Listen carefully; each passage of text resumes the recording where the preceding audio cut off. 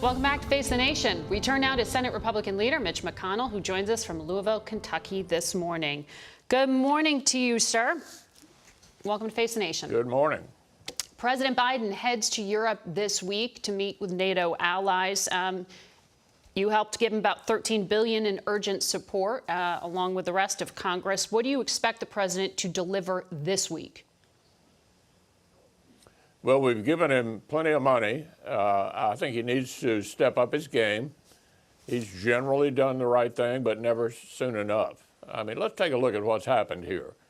The Ukrainians have killed more Russians in 3 weeks than we lost in Afghanistan and Iraq in 20 years. I think we ought to go into this believing the Ukrainians can actually win. And the way they win is for us to get these defensive weapon systems to them as rapidly as possible. For example, I am perplexed as to why we couldn't get the Polish Russian MiGs into the country. The Ukrainians have plenty of pilots, know how to fly them. Mm-hmm. In those Eastern Bloc countries, they have Soviet ground-to-air systems that the Ukrainians know how to work. We have the resources we've given to the president to get those weapons in there as rapidly as possible. Right. And then we provided loan guarantees to the countries that ship the weapons into Ukraine to purchase new weapons and probably better weapons from us. So what I'd like to see the president do is to reassure our Eastern Bloc allies. It's fine to go to Brussels, fine to go to Berlin. I'd like to see him go to Romania or Poland or to the Baltics. They're right on the front lines and need to know that we're in this fight with them to win. There aren't a lot of policy differences here, really. I mean, you agree with the president that there should not be a no-fly zone. There's a matter of a few dozen MiG fighter jets there, but I don't hear a lot of policy differences from Republicans. In your view, does the $13 billion that you all just authorized ensure the funding of a Ukrainian insurgency if the government were to fall? Like, how long does this money last for? Well, if they need more, we ought to give them more. Look, this is a way to have a no-fly zone in effect, to have these weapon systems, ground-to-air weapon systems, give them a fighting chance to control the air, to shoot down planes and others that are seeking to control the air without the U.S. having a no-fly zone that has our own pilots in there. So I think the weapon systems are available. Look, I think we need to change our attitude here. The Ukrainians can actually win this thing, and that's the attitude we ought to have, that we're in it to help them win. You are very clear in your language there, but others in your party have not been. Congresswoman Liz Cheney has said there's actually a Putin wing of the Republican Party these days. I think she's referring to Congressman Cawthorn, who called Zelensky a thug. Marjorie Taylor Greene said the U.S. should not fund a war the Ukrainians cannot possibly win. Is there any room in the Republican Party for this rhetoric, and why isn't there more discipline? Well, there's some lonely voices out there that are in a different place. But looking at Senate Republicans, I can tell you that I would have, had I been the majority leader, put this Ukraine supplemental up by itself. I think virtually every one of my members would have voted for it. The vast majority of the Republican Party writ large, both in the Congress and across the country, are totally behind the Ukrainians and urging the president to take these steps quicker, to be bolder. So there may be a few lonely voices off the side. I wouldn't pay much attention to them. I want to ask you about what is about to get underway this week. You've said President Biden's nominee to the Supreme Court, Judge Brown Jackson, is very intelligent, clearly qualified, and highly likely to be confirmed. You personally have voted against her before. Are you inclined to vote for her this time? You know, we had a very good conversation in my office, and I asked her, you know, typically these Supreme Court nominees of both parties have never answered any of the questions. What they typically say is that's something that might come before me, and I don't want to prejudge how I might actually vote. But I asked her to defend the court, Ruth Bader Ginsburg, and Justice Breyer both publicly opposed court packing. That is, trying to increase the number of court members in order to get an outcome you like. That would have been an easy thing for her to do to defend the integrity of the court. She wouldn't do that. Yeah. So in the meantime, the committee will ask her all the tough questions. I haven't made a final decision as to how I'm going to vote. You haven't made a final decision, but you're open to be persuaded? I mean, this is a historic nominee. I'm going to listen to the evidence. I'm going to listen to the hearings. And by the way, she'll be treated much better than Democrats have typically treated Republican nominees like Clarence Thomas and Brett Kavanaugh. It'll be a respectful, deep dive into her record, which I think is entirely appropriate for a lifetime appointment. So you are open to voting for her then? Okay. We'll see. I'm willing to listen to the testimony. That's why we have hearings. Okay. I want to ask you as well about COVID aid. Dr. Fauci on another network this morning said Congress needs to authorize spending to continue to build up our supply of antivirals, of tests, and give the ability to provide booster shots. Republicans haven't been on board with this idea of more COVID aid. Dr. Fauci says we need it. Are you afraid of an empty arsenal? Well, last year, the Congress passed a $2 trillion package, allegedly, for COVID, and passed on an entirely partisan basis. Much of that money is yet to be spent. We're willing to listen to the case that we need to spend more money on COVID, but they ought to reprogram some of this massive amount that was spent. Biden heads to Europe this week to meet with NATO allies. You helped give him about $13 billion in urgent support, along with the rest of Congress. What do you expect the president to deliver this week? Well, we've given him plenty of money. I think he needs to step up his game. He's generally done the right thing, but never soon enough. I mean, let's take a look at what's happened here. The Ukrainians have killed more Russians in 3 weeks than we lost in Afghanistan and Iraq in 20 years. I think we ought to go into this believing the Ukrainians can actually win. And the way they win is for us to get these defensive weapon systems to them as rapidly as possible.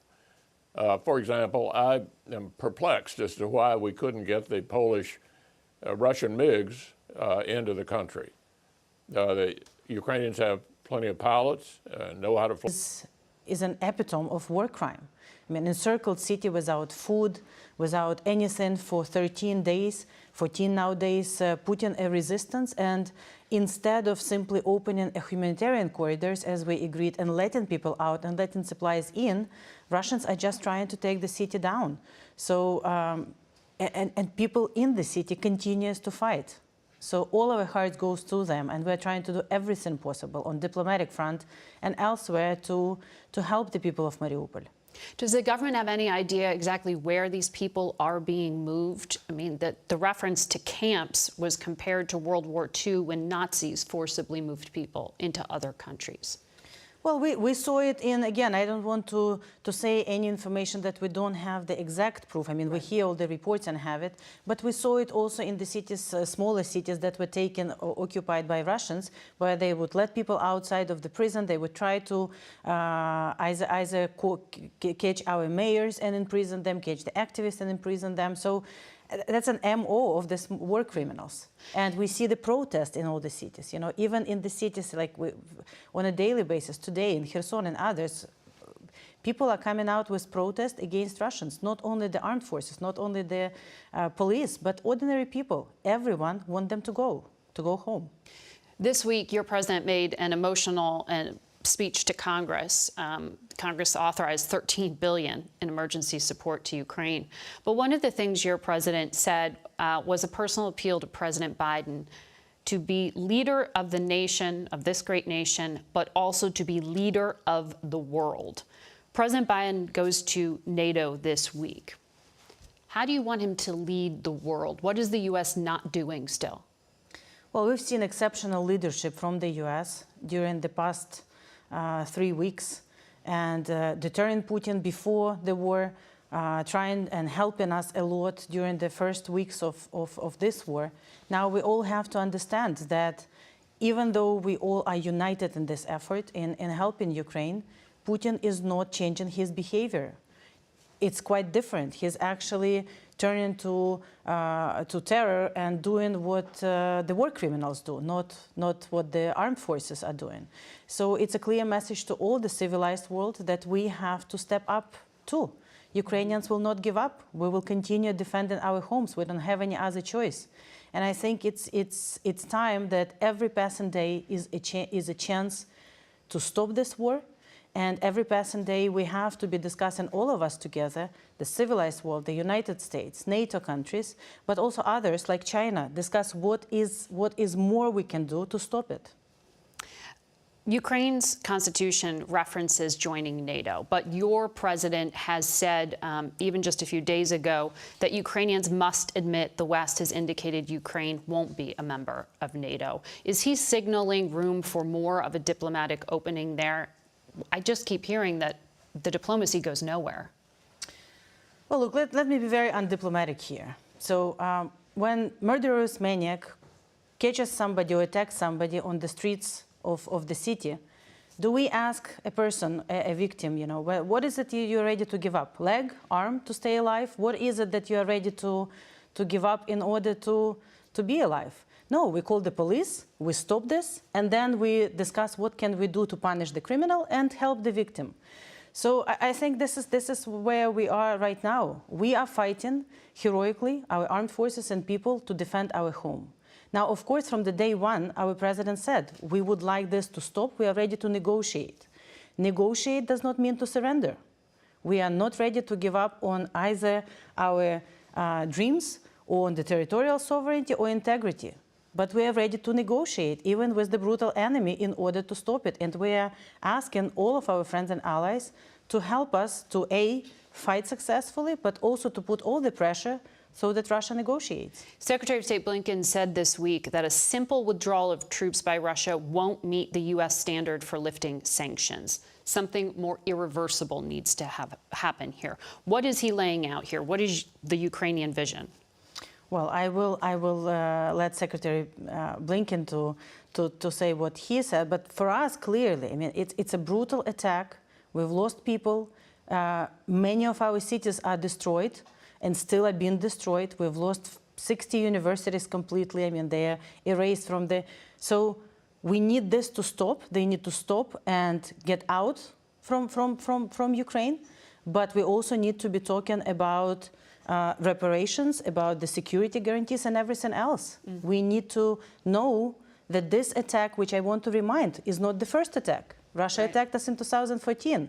Russia attacked us in 1918. So we know that the goal that Russia has in this now, as it used to have in the past, is to destroy Ukraine. Ambassador, thank you for your time. As always, we'll be back in a moment. Thank you. We turn now to another issue of increasing concern, that of the rising number of COVID cases, particularly in China and Europe.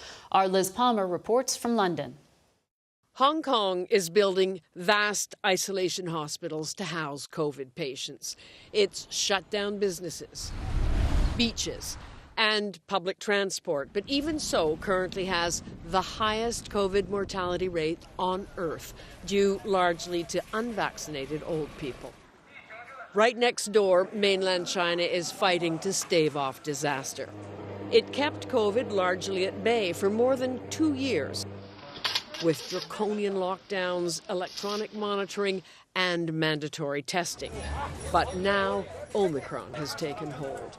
China has just reported its first deaths in more than a year, along with almost 2,000 new cases. 37 million Chinese are currently under lockdown.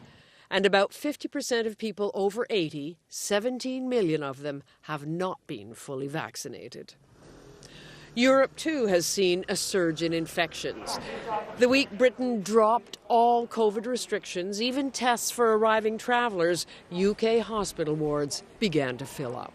We're starting to see an increase in our patients who need to be admitted and treated for coronavirus. The good news is the death rate hasn't gone up, and the surge does seem to have peaked. And finally, heroism in Kharkiv, Ukraine, where, in spite of the war, doctors kept on treating their COVID patients and set up a bomb shelter in the basement, just in case. It's now just over 2 years since the WHO declared COVID a pandemic. And this week, they reminded us that, in their estimation, we're only about halfway through. Margaret? Elizabeth Palmer in London, thank you. We're joined now by former FDA Commissioner Dr. Scott Gottlieb. He's also a Pfizer board member, and he joins us from Westport, Connecticut. Good morning to you, Doctor. I even tripped up on your name. My goodness, I haven't seen you in a few weeks. And now I just need to get your perspective on what BA2, this new variant, means. Should we be concerned about a wave? Well, look, I don't think we're going to see a big wave of infection, but we're going to see some uptick from where we are right now. Right now, we're at very low levels of infection. We have 9 cases per 100,000 people per day. Those are levels that we haven't seen since last June. There are about 20,000 people currently hospitalized. And I think we're going to continue to see low levels of infection through the summer. But before we get there, we're probably going to see some tick up of infection like the Europeans are seeing right now. Maybe not as pronounced, and there are indications that the UK is already peaking, but some increase in infections. And that's a result of BA2, which is probably 30 to 50% more transmissible than the Omicron variant that became prevalent here, as well as the lifting of mitigation. People are going out more, they're interacting more, and some declining immunity from people who were boosted a long time ago or infected a long time ago. We're relying on that immunity. That immunity isn't as pronounced right now. So we are going to see an increase in infection. I think this is going to be a real test of whether or not we're able to live some semblance of normalcy and not reach back to the kind of mitigation that we relied on in the past. And I don't think we'll be doing that, while still protecting the vulnerable. And so far right now, I don't know that we're taking all the steps we need to be taking to protect vulnerable people to weather this bump and potentially another surge heading into next fall. You said if you were vaccinated a long time ago. Mr. Bourla, the CEO of Pfizer, was on this program last week and said immunity starts to wane 4 months after your injection. A lot of us are right there right now. How long do we wait to get a booster? Another dose hasn't been authorized for wide use yet. Yeah, look, the data that's coming out shows that the protection from the vaccine, particularly 3 doses of the vaccine, but even 2 doses of the vaccine, is substantial and durable if you're talking about protection against severe disease and hospitalization. And there's been some recent studies really supporting this. But in terms of protection from symptomatic disease and from infection, that does start to wane more immediately because that's dependent upon circulating antibodies, which after a period of time start to decline and aren't as prominent in your blood. I think this is really a 6-month vaccine in terms of providing really meaningful protection against symptomatic disease and infection. And this is likely to become an annualized vaccine for the majority of Americans. I think for those who are vulnerable, you should think about getting a shot every 6 months while we're in a high prevalent environment. And in fact, the shots are authorized for that use. For people who are immunocompromised, there is authorization right now for a 4th booster. Pfizer has applied for a booster for people 65 and over, Moderna more widely. So do generally healthy adults need to get this too, or just the immunocompromised? Yeah, I think it also depends on what the environment is. If we're in a low prevalent environment, as we're likely to be this summer, I think most Americans who had 3 doses of vaccine will have sufficient protection going through the summer. We don't, after all, get a flu vaccine in the summertime, even though the flu vaccine only affords about 6 months of protection because the flu season only lasts about 6 months through the fall and the winter. So you don't worry about contracting a respiratory pathogen in the summertime. And I think the risk is going to be pretty low this summer. I think after we have this bump in infection, we're going to get down to low levels. Heading into the fall, I suspect a lot of Americans will want to get another vaccine. Some people are going to call it a 4th booster. I think it's heading towards this vaccine becoming an annualized vaccine, at least for the foreseeable future, until we really understand the epidemiology of this disease and understand whether this coronavirus starts to recede into the background like the 4 circulating strains of coronavirus that we've become accustomed to have. But, you've talked about this for so long, the risk of becoming this bifurcated society where it's those who can go out and those who are compromised or worried about infecting family members. I have small children under 5 who are not vaccinated, so I would put myself in that category. But now there's a cost because all the health restrictions are out. So you are choosing to isolate yourself if you are taking health restrictions. What is a health Like the average person, what should they do? Should they still be wearing masks? Look, I think if you're vulnerable, if you're someone who's very vulnerable to this infection, in a high prevalence environment, or in an environment, if you're going into a setting that's high risk, a confined space indoors, there are things you can do to protect yourself in that setting. One-way masking does work, even if everyone else isn't wearing a mask. If you're wearing a high-quality mask, you're going to get a good degree of protection from that. And a lot of people continue to wear masks. There's also a lot of therapeutics available now, more than we had, better tools than we had earlier in this pandemic. I think understanding how you can get access to those is important. Dr. Gottlieb, thank you for your time today. We'll be right back. Images from the war in Ukraine continue to dominate hearts and minds around the world. One that's gotten increasingly familiar is that of the defiant and besieged president of Ukraine, Volodymyr Zelensky, encouraging Ukrainians, lobbying for help, and pleading with Putin to stop. Last week, Zelensky took his message to Canada, to the U.S. Congress, and plans to address the people of Israel today. Saturday, he spoke to Switzerland, a country that stayed neutral in World War II, but was one of the first to condemn the Russian invasion and express support for Ukraine. Translated in English, he said, "It is impossible to stay away from the fact that in the 21st century, in the heart of Europe, hundreds of rockets and bombs are flying at peaceful cities. It is impossible to stay away when the army of the world's largest state, albeit only in size, directs all its deadly potential to destroy us, to destroy hospitals, ordinary schools, churches, universities, maternity hospitals, residential areas.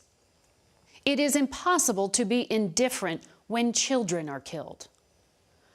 The role of a journalist is to find facts and report the truth, and above all, stay fair and neutral. But much like Switzerland, we find ourselves agreeing with Volodymyr Zelensky that some facts are so horrific that equivalency is both false and morally wrong. Above all else, it is most important to be truthful. For Face the Nation, I'm Margaret Brennan in Washington.